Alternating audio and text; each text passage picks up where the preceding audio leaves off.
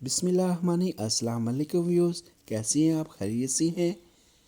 دماغ کو تباہ کرنے والی خراب عادتیں: پاؤں میں جرابیں پہن کر سوئے رہنا، سوتے وقت سر کے نیچے 2 تکیے رکھنا، ایک جگہ پر زیادہ دیر تک بیٹھے رہنا، کم روشنی میں کتاب پڑھنا، سگریٹ کا زیادہ استعمال کرنا، حد سے زیادہ کھانا دماغ کو کمزور کرتا ہے، گھر میں زیادہ دیر اکیلے بیٹھے رہنا، صبح کا ناشتہ دیر سے کرنے کی عادت، رات کو دیر تک جاگتے رہنا، کھاتے وقت ٹی وی دیکھنا، کھانے کے اوپر سے پانی پی لینا، فاسٹ فوڈز کا زیادہ استعمال کرنا، زیادہ مرچ مسالے والا کھانا، پسینے کی حالت میں ٹھنڈا پانی پینا، زیادہ دیر ٹھنڈ میں رہنا،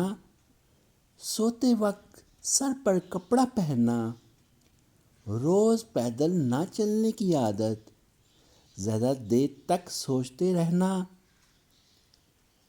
کمر کو جھکا کر بیٹھے رہنا، دانت ٹھیک سے صاف نہ کرنا، چائے کا زیادہ استعمال کرنا۔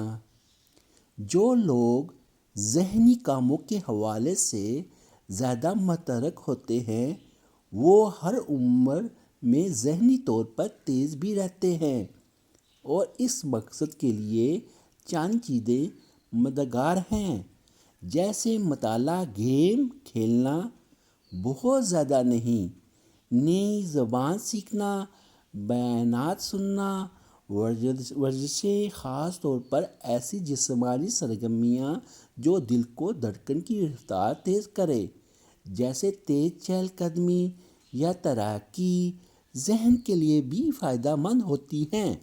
جسمانی طور پر متحرک رہنا